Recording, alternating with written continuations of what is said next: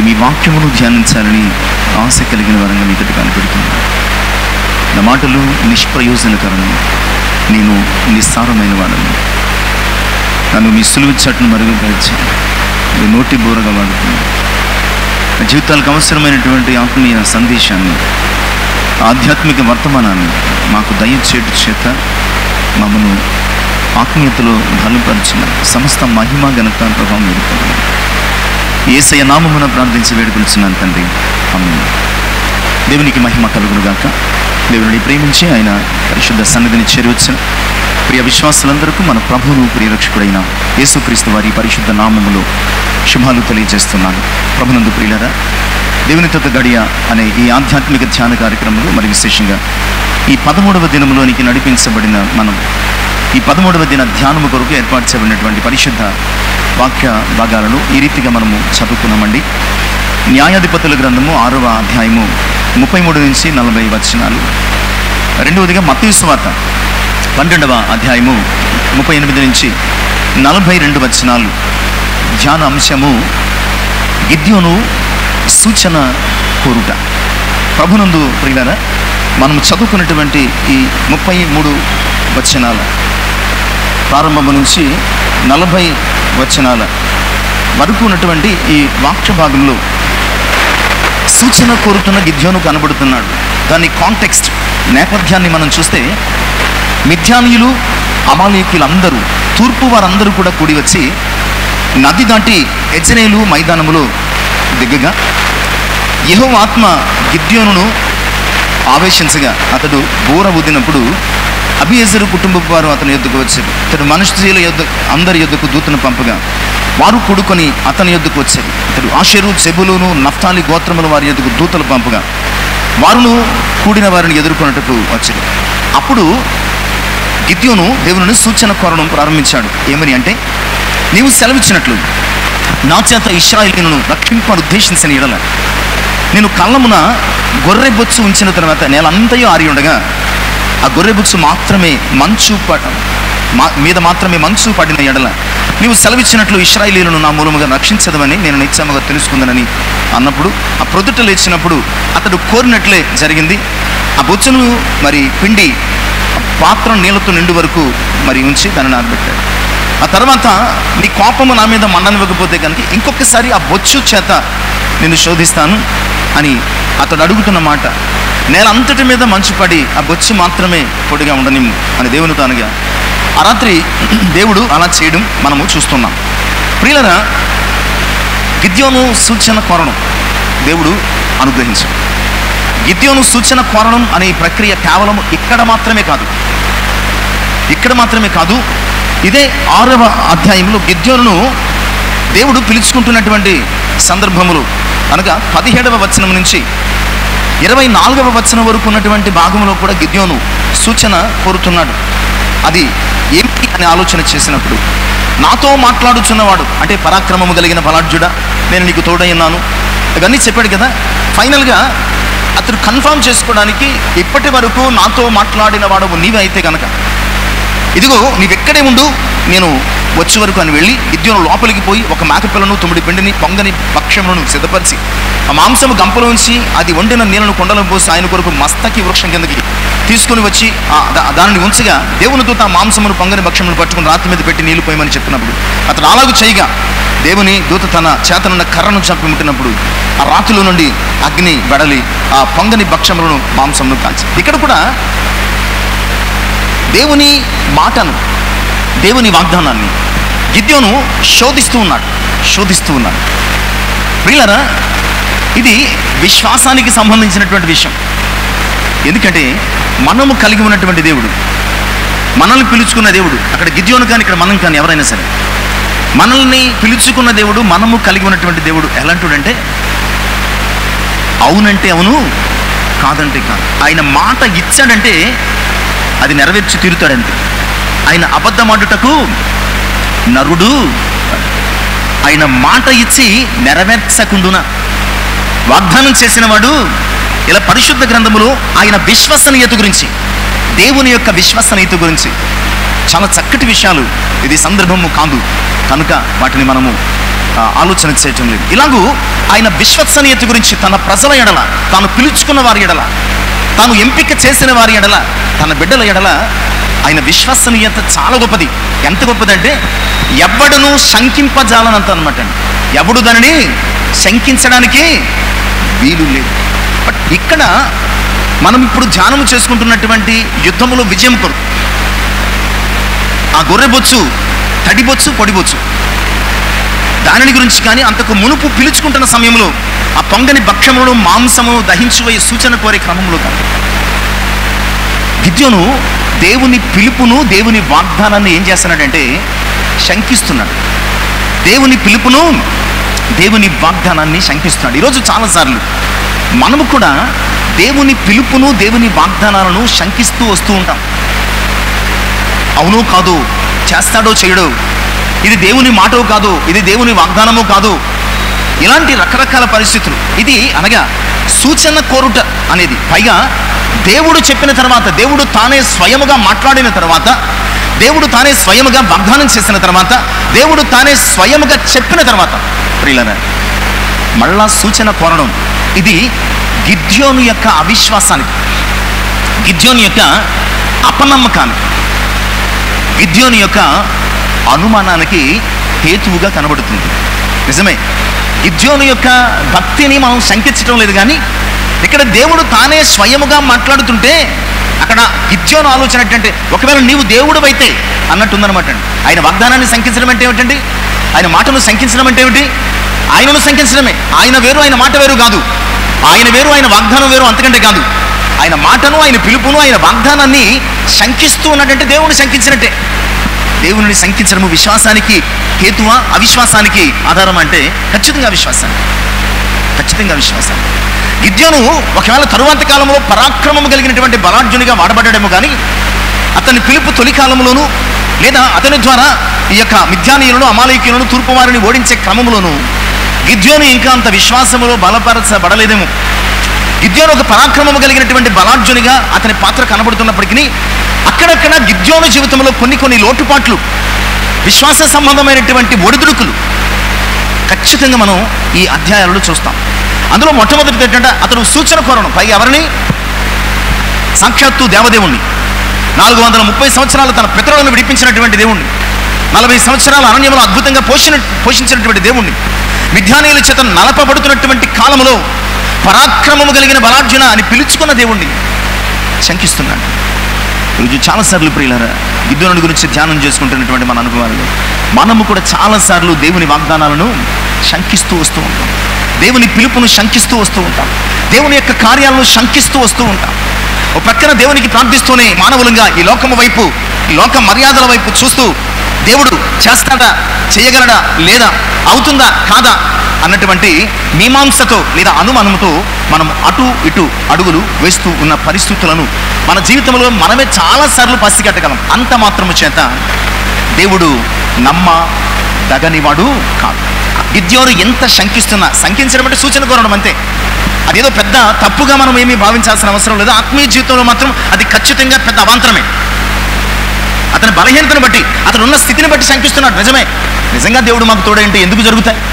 అతను ఉన్నటువంటి పరిస్థితి కావచ్చు. బట్ దేవుడు మాట్లాడుతున్నప్పుడు నేరుగా నువ్వు దేవుడువా కాదా, నువ్వు నిజముగా దేవుడు అయితే ఇది నాకు చూపించు అని అడగడం గిద్యోను అపనమ్మకము, అనుమానము, అవిశ్వాసానికి సంకేతం. అయితే దేవుడు మాత్రం నమ్మదగినవాడు. అందుకనే గిద్యోను 2 మార్లు కూడా సూచన అడిగినప్పుడు దేవుడు కోపగించడం లేదు. అవునండి, గిద్యోను 2 మార్లు సూచన అడిగినప్పుడు దేవుడు అసలు కోపగించడం లేదు, తిట్టడం లేదు, తృణీకరించడం లేదు, లేదా ఇంకో ఏదో చేయటం లేదు. గిద్యోనును బలపరిచి తన ప్రజలను విడిపించుకోవడానికి, వాడుకోవడానికి గిద్యోను కోరినట్లు సూచన చేస్తున్నాడు. ఎందుకంటే ఆయన దయగలిగినవాడు. మనము నమ్మదగని వారమైనప్పటికీ ఆయన నమ్మదగినవాడు, ఆయన ప్రేమ కలిగినవాడు. ఖచ్చితంగా మన బలహీనతలను మనల్ని ప్రేమించి తన ప్రాణం పెట్టాడు. రోమపత్రికలు చదువుకుంటూ ఉంటాం కదా, 5వ అధ్యాయం 6వ వచనంలో మనం ఇంకను బలహీనుడమైండగా యుక్త కాలం అందు ఆయన మన కొరకు ప్రాణం పెట్టాడు. ఆయన ఎంత ప్రేమ కలిగిన వాడంటే మన బలహీనతల్లో కూడా ఆయన మన కొరకు ప్రాణం పెట్టాడు. యెహెజ్కేలు గ్రంథంలో 34వ అధ్యాయం 16వ వచనం, యెహెజ్కేలు గ్రంథం 34వ అధ్యాయం 16వ వచనంలో తప్పిపోయిన దానిని నేను వెతుకుదును, తోలివేసిన దానిని మరల తోలుకొని వచ్చేదాన్ని, గాయపడిన దానిని కట్టుదును, దుర్బలముగా ఉన్న దానిని బలపరచుదును. అయితే కురివిన వాటికి బలము గల వాటికి శిక్షయును మేత పెట్టి లయపరచుదు. ఆ గొర్రె యొక్క పరిస్థితిని బట్టి కాపరి దేవుడు ఆయా పనులు చేస్తూ ఉంటాడు. ఇక్కడ కూడా దుర్బలమైనటువంటి స్థితి ఎవరిదండి? గిద్యోనుది. అతడు తాను అనుభవిస్తున్నటువంటి పరిస్థితులను బట్టి విశ్వాసంలో దుర్బలత్వం, శారీరకంగా దుర్బలత్వం, మానసికంగా దుర్బలత్వం, సామాజికంగా దుర్బలత్వం, బలము లేని బలహీనమైనటువంటి స్థితి. అలాంటి పరిస్థితుల్లో ఇక్కడ దేవుడు చెప్పినట్లుగా యెహెజ్కేలు గ్రంథములో గిద్యోనును బలపరచడానికి చేస్తున్నాడు. గిద్యోనును బలపరచడానికి చేస్తున్నాడు. ప్రియులారా, గిద్యోను సంఘటనలో ఇలా జరిగిందని మన జీవితాల్లో అలా జరగాలని లేదు. గిద్యోను బ్రతుకు నేపథ్యం వేరు, మనకున్నటువంటి పిలుపు ఆశీర్వాదం వేరు, వాగ్దానం వేరు. మనకి ఈరోజు గిద్యోను యొక్క సూచన కోరిన అనుభవం అతని అవిశ్వాసానికి, అపనమ్మకానికి ఒక పెద్ద హేతువుగా కనపడుతుంది. ఒకవేళ నువ్వు బలహీనుడివైతే దేవుడు బలపరుచుకుంటాడు. చూడండి, నిర్గమకాండం 4వ అధ్యాయం 3-7 వచనాల్లో మోషే చాలా బలహీనతలు చెప్తున్నాడు. బలహీనతలు చెప్తూ చివరికి, అయ్యా నన్ను పంపుతున్నా కానీ నిన్ను ఎవడు పంపించాడు, నువ్వు ఎవడవు, నువ్వు ఎక్కడి నుంచి వచ్చావు అని అడుగుతారు. ఇది నా వల్ల కదా అంటే, ఓ పంచి నీ చేతిలో ఉన్నది ఏంటి అని అడిగాడు. కర్ర అన్నాడు. ఇక్కడ మోషే అడగలేదు, గమనించండి. ఒకవేళ నీ జీవితంలో నిన్ను ఈ లోకం నమ్మడం, నీ ద్వారా ఈ లోకాన్ని రక్షించుకోవడానికి దేవుని చిత్తమైతే కనుక నువ్వు సూచన అడగకముందు ఆయన ఇస్తాడు. అంతే తప్ప ఆయన విశ్వసనీయతను శంకించి మనం ఎప్పుడు కూడా ఆనవాళ్ళు కానీ సూచన కానీ పాడు. ఇక్కడ మోషే అడగలేదు. నమ్మరయ్యా అని చెప్తుంటే, నీ చేతిలో ఏంటి? కర్ర, పడై, పాము అయిపోయింది. మరలా పట్టుకున్నాడు, కర్ర అయిపోయింది. నీ చెయ్యి రొమ్మును ఆంచుకున్నాడు, కుష్ఠరోగం వచ్చింది, తీసేసాడు, మళ్ళీ బాగుపడు, ఇప్పుడు వెళ్ళు. ఇది కూడా నమ్మకపోతే ఇంకా నేను చెప్తాను, తీసుకెళ్ళి ఆ సూచక క్రియలను ఇచ్చేయి, నా ప్రజలను విడిపిస్తాను. ప్రియులారా, దేవుడు సూచన ఇవ్వడం అది మనల్ని బలపరచడం, మనము కోరడం, దేవుని విశ్వసనీయతను మనము శంకించినటువంటి పరిస్థితులు కలిగి ఉన్నాం. ప్రభువును నమ్మని వారు ఎవరి కొరకైతే వచ్చారో ఆయన వారే ప్రభువును నమ్మలేదు. వారు ఎవరండి? ఎవరి కొరకైతే వచ్చారో ఆయన వారే ప్రభువును నమ్మలేదు. వారి పేరు యూదులు. వారిని గురించి కొరింథీ మొదటి పత్రికలు గడిచిన దినాల్లో కూడా చదువుకున్నాం. 1వ అధ్యాయం 22వ వచనపు మొదటి భాగంలో రాయబడిన మాట ఏమిటంటే, యూదులు సూచక క్రియలను కోరుకు, వారికి లేఖనాలు కానీ, లేఖనం యందలి సత్యాలు కానీ, దేవుని యందలి విశ్వసనీయత కానీ అవేమీ అవసరం లేదు. యూదులు ఎప్పుడు ఏం కోరుకున్నారండి? సూచక క్రియలు. సాక్షాత్తు దేవుడే వచ్చిన, సాక్షాత్తు ఆయనే రక్షకునిగా యేసుగా ఈ లోకంలోనికి వచ్చిన తన స్వకీయులు ఆయనను ఏం చేయలేదండి? అంగీకరించండి. వారు సూచనలే కోరారు. అందుకని చివరిలో కూడా సిలువ వేయబడినప్పుడు కూడా సూచన కోరుతున్నారు. నువ్వు క్రీస్తు అయితే దిగిరా, మేము నమ్ముతాం అన్నారు. ఏమన్నారండి వాళ్ళు? నువ్వు క్రీస్తు అయితే దిగిరా, మేము నమ్ముతాం. దిగి రావడానికి ఆయన సులువెక్కలేదు.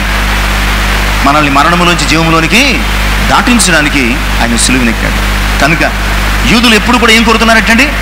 సూచక క్రియలు. బట్ ప్రియులారా, సూచక క్రియ కంటే మనకు కావలసినది ప్రాముఖ్యమైనది ఏమిటంటే దేవుని యందలి విశ్వాసం. సూచక క్రియలు నువ్వు విశ్వాసం కలిగి ఉంటే వాటి అంతటా అవే జరుగుతాయి. నువ్వు కోరాల్సిన అవసరం లేదు. అందుకని మార్కు సువార్తలో 16వ అధ్యాయం 17వ వచనములో చక్కటి మాట ప్రభువారు జ్ఞాపకం చేస్తారు. మీరు సర్వలోకానికి వెళ్ళి సర్వ సృష్టికి సువార్త ప్రకటించండి అని చెబుతూ ఆ 17వ వచనంలో నమ్మిన వారి వలన ఈ సూచక క్రియలు, ఈ మాటను మనం చాలా జాగ్రత్తగా అర్థం చేసుకోవాలి. సూచక క్రియలు ఎవరి వలన కలుగుతాయండి? ఎవరి వలన జరుగుతాయి? అంతే తప్ప సూచక క్రియలు జరగడం వలన నమ్మకూడదు. అర్థమవుతుందండి? నమ్మడం వలన సూచక క్రియలు జరగాలి తప్ప సూచక క్రియలు జరిగితే నమ్మడం, విశ్వాసము అనిపించుకోదు. ఇక్కడ విశ్వాసుల వలన, యేసుక్రీస్తు ప్రభువును విశ్వసించిన వారి వలన ఇక్కడ ప్రభు చెప్తున్న మాట సూచక క్రియలు. అంతే తప్ప సూచక క్రియలు చేయడం వలన నమ్మితే కనుక ఆ విశ్వాసం మన జీవితంలో అది ఎక్కువ కాలం ఎంత మాత్రం కూడా నిలవదు అనస్తుంది. ఎందుకంటే హెబ్రీ పత్రిక 11:1వ వచనంలో, హెబ్రీ పత్రిక 11వ అధ్యాయము 1వ వచనంలో ఈ చక్కటి మాట మనం చదువుకుని ధ్యానంలోనికి నడిపించబడదాం. విశ్వాసం అన్నది నిరీక్షించబడి వాటి యొక్క నిజస్వరూపమును, అదృశ్యమైనవి ఉన్నవట్టుకు రుజువునై ఉన్నది. ఇది విశ్వాసం అంటే. అసలు నమ్మకం అంటే రుజువులు కాదు. నమ్మకం అంటే రుజువులు కాదు, అదృశ్యమైనవి ఉన్నవి అనే అనుభవం అన్నమాట. రుజువు చూపిస్తే ఎవరైనా నమ్ముతారు. కానీ ప్రభునందు విశ్వాసం ఉంచడం అనేది అది చాలా ప్రధానమైనటువంటి విషయంగా జ్ఞాపకం చేస్తున్నాను. అలాగే మార్కు సువార్త 9:23లో కూడా అంటాడు, నమ్మిన వానికి సమస్తము సాధ్యమే. గిద్యోను మాట ఎలా ఉందంటే, ఇక్కడ ప్రభు ఏం చెప్తున్నాడంటే నమ్మిన వారికి సమస్తము సాధ్యమని చెప్తున్నాడు. కానీ గిద్యోను ఎలా అంటాడండి? నాకు సమస్తము సాధ్యం చేస్తే నేను నమ్ముతాను అంటున్నాడు. అంతే కదండి. సూచన కోరడం అంటే అర్థం ఏంటి? నాకు సమస్తాన్ని సాధ్యం చేస్తే నేను నమ్ముతాను ప్రభు అంటాను. కానీ వాక్యం ఏంటి? నమ్మిన వానికి మనము ఎక్కడ ఉన్నామో ఆలోచించుకోవాలండి. ఈ ధ్యానం ద్వారా, సూచన కోరడం అనే ధ్యానం ద్వారా మన విశ్వాసం ఎక్కడ ఉంది? కార్యం జరిగితే నమ్ముతామా? నమ్ముట వలన కార్యం జరగాలని మనము విశ్వాసలమై జీవిస్తాం. యోహాను సువార్త 11:40లో కూడా మరీ మార్తలు ఏడుస్తున్న క్రమంలో, ప్రియులరా, నీవు నమ్మిన యెడల దేవుని మహిమను చూస్తావు. మహిమ చూసిన తర్వాత నమ్మడం కాదు, నమ్మిన తర్వాత మహిమ చూడడం అనేది అది ఓ ప్రత్యేకమైన స్థాయి అన్నమాట. ఒక ప్రత్యేకమైన స్థాయి. మహిమ చూసిన తరువాత నమ్మిన వారికి, సమస్తము సాధ్యమైన తర్వాత నమ్మిన వారికి, నమ్మిన తర్వాత మహిమను సమస్త సాధ్యాన్ని పొందిన వారికి చాలా తేడా ఉంటుంది. విశ్వాసములు, స్థిరత్వములు, విశ్వాసం యొక్క స్థిరత్వములు చాలా తేడా ఉంటుంది. చాలా తేడా ఉంటుంది. ఫస్ట్ క్లాస్ నుంచి డిగ్రీ వరకు చదివి ప్రతి రోజు స్కూల్కి కాలేజీకి వెళ్ళి ఎగ్జామ్స్ రాసి పాస్ అయిన వాడికి డైరెక్ట్గా బిఏ కట్టిన వానికి ఉన్న తేడా ఉంటుంది అనమాట అండి. అవునండి. ఫస్ట్ క్లాస్ నుంచి డిగ్రీ వరకు ప్రతిరోజు వెళ్ళి చదివి పాస్ అయిన వానికి డైరెక్ట్గా డిగ్రీ కట్టినోడికి ఉన్న తేడా అనమాట అండి. దేనికి అంటే నువ్వు కార్యాలు చూసిన తర్వాత నమ్మడానికి, నమ్మిన తర్వాత నీ జీవితంలో కార్యాలు జరగడానికి. ఇక్కడ గిద్యోను ఏం చేస్తాడంటే, నేను నమ్మాలంటే నాకు సూచన చూపించు. ధైర్యం చాలటం లేదు, పరిస్థితులు అలాంటి, నిజమే, విశ్వాసం చాలటం లేదు, అనుభవాలు అలాంటి, నమ్మలేకపోతున్నాడు. తన జీవితంలో కలిగినటువంటి సంఘటనలు అలాంటివి. ఈరోజు మనం ఎలా ఉన్నాము ఆలోచన చేసుకోవాల్సిందిగా ప్రత్యేకించి గిద్యోను సూచన కోరట అనే అనుభవం ద్వారా నేను తెలియజేస్తున్నాను. మన గురించి చివరిలో అప్లికేషన్ ఇచ్చుకుందాం. కానీ ఈ సమయంలో ఇలాంటి వారు ఇంకా బైబిల్లో ఉన్నారా? ఎలాంటి వారు? నీవేదైనా చూపిస్తే నేను నమ్ముతాను, నువ్వేదైనా చూపిస్తే నేను నమ్ముతాను. లేదా ఏదైనా ఎక్స్పెక్ట్ చేయడం, నమ్మడం కోసమో, బలపరచడం కోసం, మరొక దాని కోసమో ఏదైనా దేవుని నుంచి, ప్రభువు నుంచి ఎక్స్పెక్ట్ చేయడం. చాలామంది ఉన్నారు. ఒక 4-5 మనకున్న సమయాన్ని బట్టి త్వరగా ఆలోచన చేసుకునేసి. ఫస్ట్ పర్సన్ యోహాను సువార్త 20వ అధ్యాయం 24-25 వచనాలు. యోహాను సువార్త, యేసు వచ్చినప్పుడు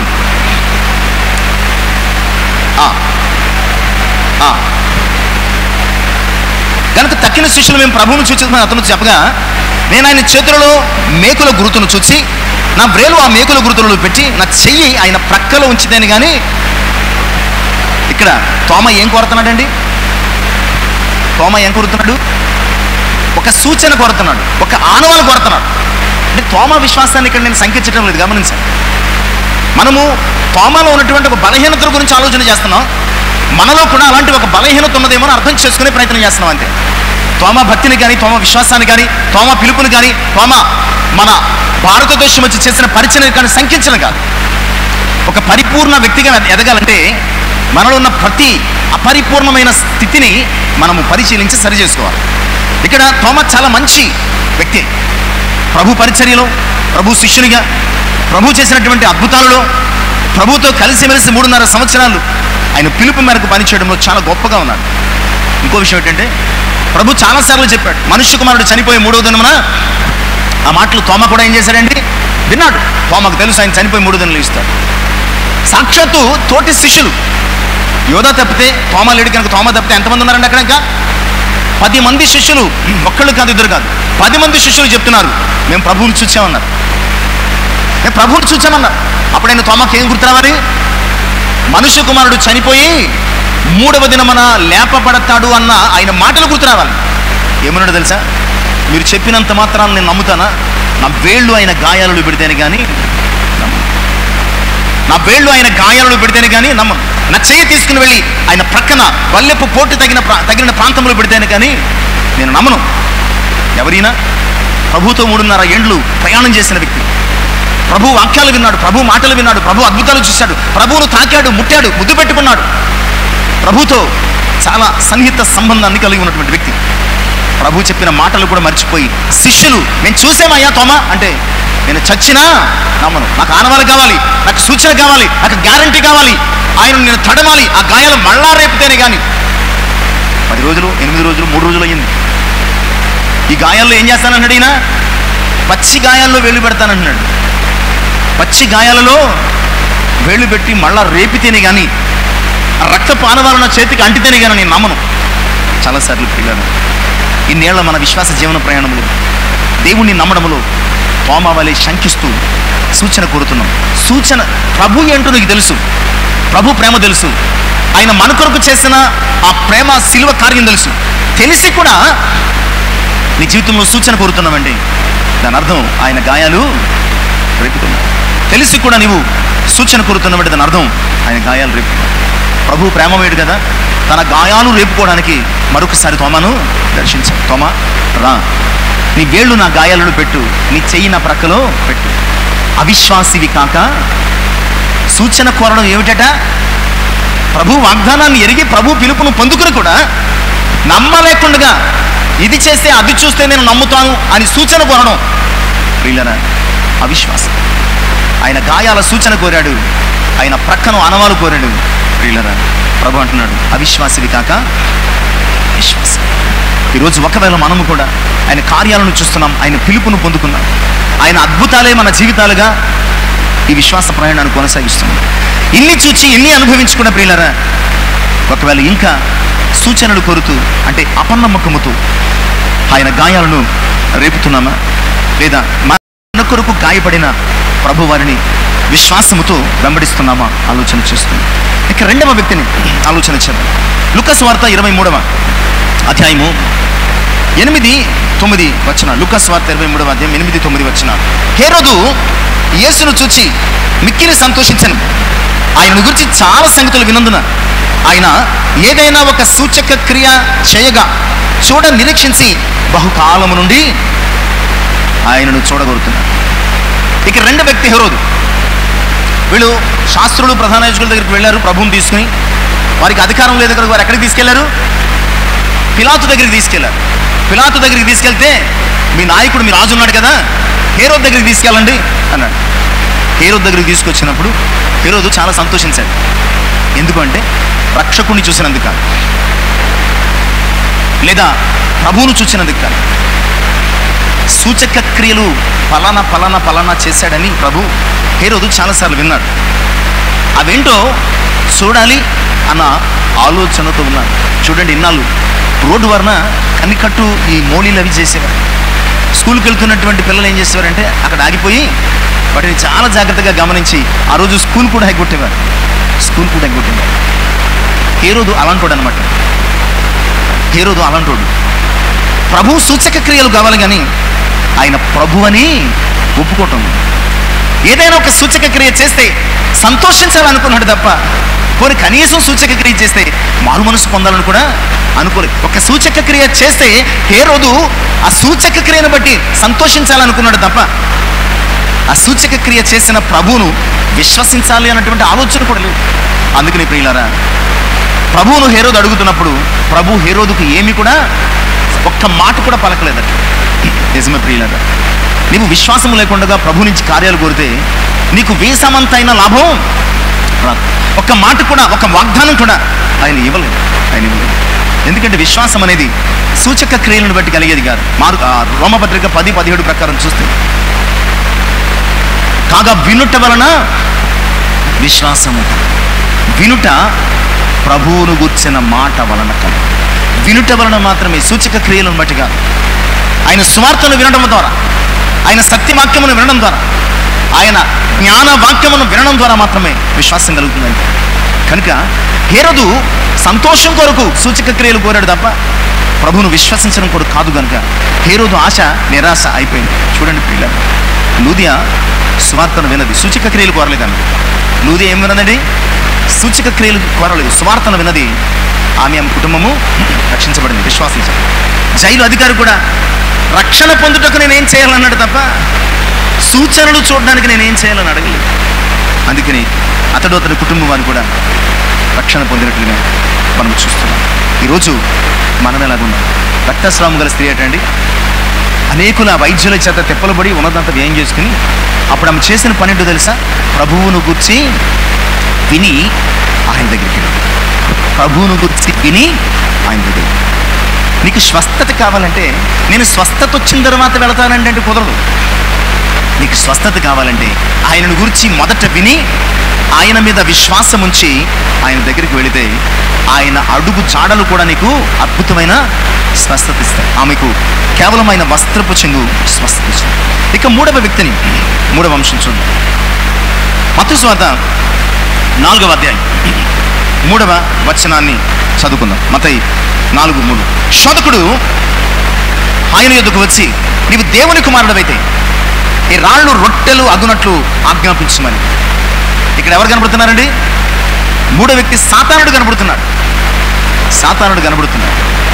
సాతానుడు నువ్వు దేవుని కుమారుడు అని నిరూపించుకోవడానికి నువ్వేం చేయాలి? ఇప్పుడు ఈ రాళ్లను రొట్టెలుగా చేసుకోవాలి. ఎక్కడ కూడా ఎవరు సూచన కోరుతున్నారు? రకరకాల వ్యక్తులు కోరుతున్నారు అనమాట. అక్కడ గిద్యోను కోరాడు, ఆ తర్వాత తోమా కోరాడు. అందుకని తోమాను గురించి మనము అవిశ్వాసపు తోమ. ఒకవేళ తర్వాత అతను గొప్ప విశ్వాసం అయినప్పటికీ అతనికి పేరేం ఎండిపోయిందండి? అవిశ్వాసపు తోమ అని ఒక ట్యాగ్ లైన్ పెట్టేశారు. అలాగే హేరోదు, ఇప్పుడు సాతానుడు. ఆ శోధకుడు ప్రభు దగ్గరికి వచ్చి, నువ్వు దేవుని కుమారుడు బట్టి కదా, దేవుని కుమారుడు తెలీదా? తెలుసు. దేవుని కుమారుడు అయితే ఈ రాళ్ళు రొట్టెలగునట్లు చేయి, ఈ సూచన చేయి, నేను నమ్ముతాను. నిజమే. సూచన కోరడం అనేది చాలాసార్లు మన హృదయాలలో అపవాది ప్రేరణ కూడా అయ్యి ఉండవచ్చు. సూచన కోరడం అనేది చాలాసార్లు మన జీవితాలలో అపవాది కల్పితము లేదా పాత్ర లేదా ఆలోచన అయి ఉండొచ్చు. ఎందుకంటే ఇన్ని సంవత్సరాలు దేవునితో నీవు ప్రయాణించిన తర్వాత, ఇన్ని సంవత్సరాలు ప్రభు శక్తిని ఎరిగిన తర్వాత, ఇన్ని సంవత్సరాలు ఆయన కార్యాలను రుచి చూచిన తర్వాత కూడా నీవు సూచన కోరితే కనుక అది ఖచ్చితంగా నూడవు, అపవాది యొక్క ఆలోచన తప్ప మరొకటి కదా. అప్పుడు ప్రభు ఏమన్నా తెలుసా?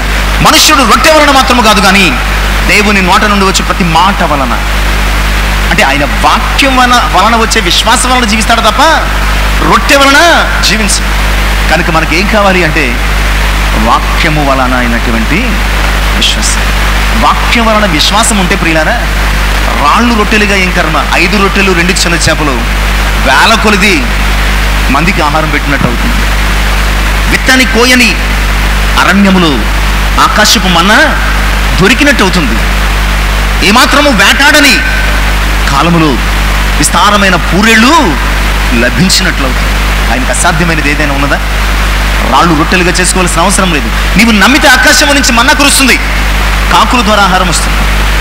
ఒక చిన్న అప్పమ్మ చేసుకునే పిండి చేత నీ జీవితం అంతా బతికేస్తాం. ఖాళీ కుండ చేత నీ అప్పులు తీరిపోతాయి. అప్పులు తీరితే వస్తానన్నది విశ్వాసం కాదు. వీళ్ళరా, నీవు ప్రభువును విశ్వసిస్తే తీరని అప్పుల్లో కూడా అద్భుతంగా జీవించగలగడం నిజమైన విశ్వాసం. అట్టి విశ్వాసం కావాలి తప్ప రాళ్ళను రొట్టెలు చేస్తే నేను నమ్ముతాను, రొట్టెల్ని రాళ్ళను చేస్తే నమ్ముతాను, ఇది చేస్తే నమ్ముతాను, అది చేస్తే నమ్ముతాను, ఇది సాతాను యొక్క ఆలోచన తప్ప మరొకటి కాదు అన్న సంగతిని దేవుని యొక్క వాక్యం ద్వారా చూస్తాం. ఇక 4వ అంశం కూడా చూద్దాం. మత్తయి సువార్త 12వ అధ్యాయం, మనం చదువుకున్నటువంటి 2వ భాగం అండి. మత్తయి సువార్త 12వ అధ్యాయము 38 నుంచి 41 వచనాలలో, అప్పుడు శాస్త్రులలోను పరిచయులలోను కొందరు, బోధకుడా, నీ వలన ఒక సూచక క్రియ చూడగొరుచున్నామని ఆయనతో చెప్పగా, ఆయన ఇట్లా, వ్యభిచారులైన చెడ్డతరం వాళ్ళ సూచక క్రియను అడుగుచున్నా, ప్రవక్త అయిన యోనాను గురించినటువంటి సూచక్రియ గాను మరి ఏ సూచక క్రియ అయినను వారికి అనుగ్రహించబడు. యోనా 3 రాత్రింబగలు తిమింగలము కడుపులో ఎలాగుండెను, అలాగే మనిషి కుమారుడు 3 రాత్రింబగలు భూగర్భములో ఉండు. శాస్త్రులు పరిచయులు వీరు ఇందాక చదువుకున్నాం. యూదులు ఏమడుగుతారంటే ఎప్పుడు చూసినా ఏదో ఒకటి చెయ్యి. ఎలా ఉంటుందంటే రాత్రులు పడుకునేటప్పుడు, అమ్మ కథ చెప్పు పడుకుంటాను అన్నట్టు ఉంటాను. ఏదో ఒకటి చెయ్యి మేము నమ్ముతాం. శాస్త్రులు పరిచయులు అదే అన్నారు, మా కొరకు ఒక సూచక క్రియ చెయ్యి. అప్పుడు ఏమన్నా తెలుసా అండి, వ్యభిచారులైనటువంటి చెడ్డతరం మాట్లాడారు. మీకు యోనాను గురించినటువంటి సూచక క్రియ తప్ప మరి ఏమి దొరకదు. యోనా సముద్రములు తిమింగలము కడుపులో 3 దినాలు ఉన్నాడు. అలాగే మనిషి కుమారుడు కూడా. వారికి ఒకే ఒక సూచక, దాని అర్థం ఏంటంటే మీకు ఒకే ఒక సూచక క్రియ, ఆయన చనిపోయి తిరిగి లేవడం అనే సూచక క్రియ తప్ప ఇంకేమీ చేయండి. ఆయన చనిపోయి ఆ ఉపమానం చెప్పడంలో యోనా 3 దినములు తిమింగలము కడుపులో ఉన్నట్టుగా మనుష్య కుమారుడు 3 దినములు భూగర్భములో రాత్రింబగలు నుండి ఇంక లేస్తాడు. ఆయన మరణ పునరుత్థానాలు అనే సూచన తప్ప మన విశ్వాసానికి వేరొక ఆధారం. ఈరోజు సువార్తకు కానీ మన విశ్వాసానికి కానీ ఆధారం ఏంటండి? ఆయన మరణము, పునరుద్ధానం. అవి లేకపోతే మన విశ్వాసం లేదు. అవి జరిగిన తర్వాత కూడా ఈ చెడ్డతరం వారు ఏం చేశారంటే ఆయనను నమ్మలేదు. ఈరోజు ప్రియులారా, ఇవాళ మనము శాస్త్రుల వలె పరిచయుల వలె ఉన్నామేమో ఆలోచన చేస్తాం. ఇక చివరి వ్యక్తిని కూడా మనం ఆలోచన చేద్దాం. 5వ అంశంగా రాజుల 2వ గ్రంథం 20వ అధ్యాయం 8 నుంచి 11 వచనాలు. రాజుల 2వ గ్రంథం 20వ అధ్యాయము 8 నుంచి 11 వచనాలు. యెహోవా నన్ను స్వస్థపరచుననుటకు నేను 3వ దినమున ఆయన మందిరమునకు ఎక్కిపోవుదననుటకు సూచన ఏదని హిజ్కియా యెషయాను అడుగగా, యెషయా ఇట్లనెను, తాను సెలవిచ్చిన మాట యెహోవా నెరవేర్చుననుటకు ఆయన దయచేసిన సూచన ఏదనగా నీడ 10 మెట్లు ముందుకు నడిచాను కదా, అది 10 మెట్లు వెనుకకు నడిచినట్లా అవునా? అందుకు హిజ్కియా ఇట్లనెను, నీడ 10 మెట్లు ముందుకు నడుచుట అల్పము కానీ నీడ 10 మెట్లు 10 గడులు వెనుకకు నడుచుట చాలు. ఆహాజు ఎండ గడియారం అన్నమాట. ఇక్కడ హిజ్కియాకు మరణకరమైన రోగం కలిగింది. మనము ఈ 7వ వచనం వరకు చూస్తే ఈ సంఘటన అంతా జరుగుతుంది. మరణకరమైన రోగం కలగడం, హిజ్కియా కన్నీరు విడిచి ప్రార్థన చేయడం, యెషయా వెళ్ళడం, అంజూరుపు ముద్ద కట్టడం, బాగుపడడం. ఈ 7వ వచనం ఏం చెప్తుందండి? 7వ వచనం బాగుపడెను అన్నమాట. ఆ 7వ వచనం బాగుపడడంతో ముగింపు వస్తుంది. ఇక్కడ 8వ వచనం యెహోవా నన్ను స్వస్థపరచుననుటకు నేను 3వ దినమున ఆయన మందిరమునకు ఎక్కిపోవుదననుటకు సూచన ఏది? హిజ్కియా చాలా గొప్ప భక్తిపరుడు. కన్నీరు విడిచి ప్రార్థన చేయగా అతని జీవితంలో మరణము కూడా వాయిదా పోస్ట్పోన్ చేయబడింది. అంత గొప్ప ప్రార్థన, యథార్థవంతుడు. బట్ ఇక్కడ తన బలహీనత ఏం చేసిందంటే తన విశ్వాసాన్ని ఒక్కసారిగా దిగజార్చేసింది. బాగుపడిపోయాడు. బట్ యెహోవా నన్ను బాగుపరచుననుటకు, నన్ను బాగు చేస్తాడు, నేను మళ్ళా చర్చికి వెళ్తాను అని అనడానికి సూచన ఏమైనా ఉందా అని అడుగుతున్నాడు. పిల్లల సూచన పొందాడు కానీ సాక్షిగా మాట్లాడు. ఎందుకంటే విశ్వాసము మాత్రమే ఆయన కార్యాల పట్ల నేను సాక్షిగా జీవింపచేస్తాను. అట్టి సాక్షార్థమైన విశ్వాసం హిజ్కియాలో పోయింది. కనుకనే ఆ యొక్క రాజు, బబులోను రాజు, అతని కుమారుడైనటువంటి మెరోదక్ బలదాను తన సేవకులను పంపించినప్పుడు సేవకులకు అన్నీ చూపించాడు కానీ తన జీవితంలో సాక్ష్యం చూపించలేకపోయాడు. చూపించినవన్నీ పట్టుకెళ్ళిపోతారు, నీ కుమారులు నపుంసకులుగా చేయబడతారనే శాపం మూటకొట్టుకున్నాడు. పిల్లలు సూచన కోరడం అది కూడా దేవుని నుంచి, అది కూడా ఆయన పిలుపును పొందుకొని ఇన్నేళ్ల విశ్వాస జీవన ప్రయాణంలో కొనసాగుతున్నటువంటి మనం సూచన కోరడం అనేది అది మన ఆత్మీయ జీవితానికి సరైనటువంటి స్థితి కాదు అన్న సంగతిని జ్ఞాపకం చూస్తాం. నువ్వు చాలాసార్లు గిద్యోను వలె మనం కూడా సూచనలు కొడుతున్నాం. గిద్యోను వలె చాలాసార్లు మనం కూడా సూచనలు కొడుతున్నాం. అప్పులు తీరితే ప్రభువును నమ్ముకుంటారు, సమస్యలు పోతే ప్రభువును నమ్ముకుంటారు, అనారోగ్యం పోయి ఆరోగ్యం వస్తే ఆయన బాప్తిస్మం రక్షణ తీసేసుకుంటారు, భర్త మారితే లేదా భార్య మారితే ప్రభా నీ సన్నిధికి వచ్చేస్తా, పిల్లలు పుడితే ప్రభా ఇక నేను విడిచిపెట్టను మొక్కేసుకుంటాను, పిల్లలకు ఉద్యోగాలు వస్తే, పిల్లలకు పెళ్ళిళ్ళు అయితే, ఇల్లు కట్టుకుంటే, ఇవన్నీ ఏమిటండి? గిద్యోను వలె మనం కూడా సూచన కోరడం, అది జరిగితే ఇది చేస్తాను అనడం, దేవుడి నుంచి ఒక సూచన కోరడం. ఇన్నేళ్ళ విశ్వాసం సూచన లేకుండా ప్రభువును వెంబడించే వ్యక్తిగా నిన్ను నిలపలేకపోతే, ఇన్నేళ్ళ నీ ఆత్మీయ అనుభవము సూచన లేకుండా ప్రభువును నమ్మే వ్యక్తిగా నిన్ను ఉంచకపోతే మన ఆత్మీయ జీవితం వ్యర్థం. మన ఆత్మీయ జీవితం వ్యర్థం. ఇంకా ఆత్మీయ జీవితంలో మనము పరిపూర్ణము కాలేదు అన్న విషయం స్పష్టమవుతుంది. ఈరోజు నిజంగా విశ్వాసములు ఉంటే కనుక ఎలా ఉండాలంటే మంచి నేలను పడిన విత్తనాలు ఉండాలి.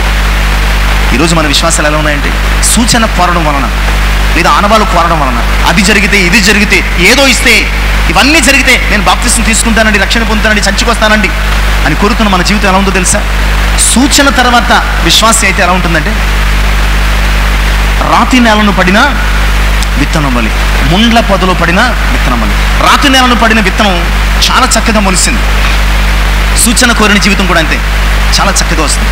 కానీ ఆత్మీయ జీవితంలో ఎప్పుడైనా లోతైన దెబ్బ తగిలితే నీ విశ్వాసం లోతుగా లేనందున ఏమవుతుందంటే వెంటనే పడిపోతుంది. ఒకవేళ నీ ఆత్మీయ జీవితంలో ఐహిక విచారాలు అని ముళ్ళ పొదలని చేస్తే నీ విశ్వాసం కూడా ఏమవుతుంది అనగా. కానీ విశ్వాసము ద్వారా దేవుడు నీ జీవితంలో సూచక క్రియలు చేస్తే కనుక ఆ విశ్వాసం నీ జీవితంలో ఎలా ఉంటుందంటే 30 60 100 నిన్ను ఫలింప చేస్తుంది.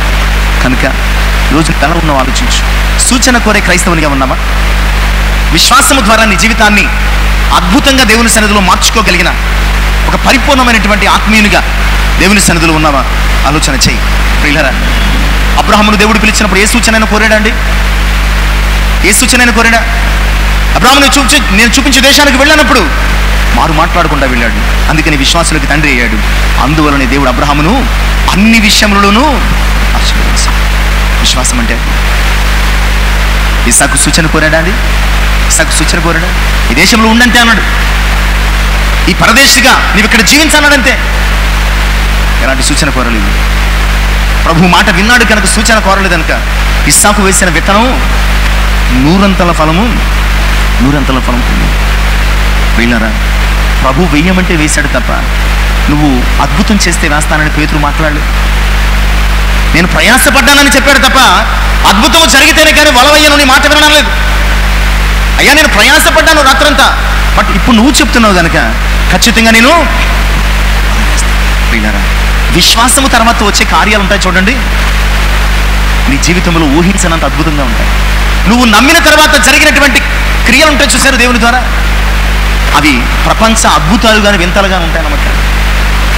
ఇశ్రాయేలు జీవితంలో అలాంటి అద్భుతాలు చూసాం.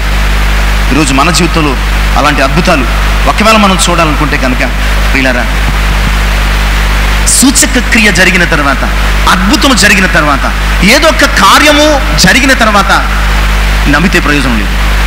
నీవు నమ్మడము చేత దేవుని కార్యాలు నీ జీవితంలో జరిగేటట్టు నీ విశ్వాసం స్థిరంగా ఉంటాయి. అప్పుడు నీ జీవితంలో ఇందాక మనం అనుకున్నట్టు అన్ని విషయాల్లో ఆశీర్వదించబడతాం, నూరంతల ఫలాన్ని పొందుకుంటాం, విస్తారమైనటువంటి దీవులను పొందుతాం. అట్టి విశ్వాస స్థితిలోనికి పరిశుద్ధాత్ముడు మనల్ని నడిపించలాగిన ఈ వాక్యం మన హృదయంలో ఫలింపచేయను గాక. ఆమేన్. నుంచి ప్రార్థన చేసుకుని మహోన్నతమైనటువంటి మా ప్రియ పరిశుద్ధుల మీద ఇంతవరకు మాతో మాట్లాడారు. నిజమేనైనా సూచన కోరడం గిద్యోను పరిస్థితుల నేపథ్యపు అనుభవం కావచ్చు, కానీ విశ్వసించడం క్రైస్తవ పిలుపు కలిగిన మా ఎదుట ఉన్నటువంటి బాధ్యత. సూచన కోరిన తర్వాత అద్భుతాలు జరిగితే అది అద్భుతాలు కావయ్యా. విశ్వసించిన తర్వాత అద్భుతాలు జరిగితే అయ్యా దేవుడు వీరి కొరకు గొప్ప కార్యాలు చేశాడు అని గొప్ప సాక్ష్యం. నిన్న వాక్యం మా హృదయాల్లో ఫలింపు చేసి సూచనల కొరకు కాక మా కొరకు ప్రాణం ఇచ్చిన మీ కొరకు మీ నామంలో విశ్వసించి మా జీవితాన్ని ఒక అద్భుతంగా ఈ లోకానికి చూపించగలిగే భాగ్యంలో దయచేయండి. నిన్న వాక్యం మా హృదయంలో ఫలింపు చేయండి. యేసయ్య నామమున ప్రార్థించి వినయపూర్వకంగా అడిగి వేడుకొనుచున్నాను తండ్రి. ఆమేన్. దేవునికి మహిమ కలుగునుగా.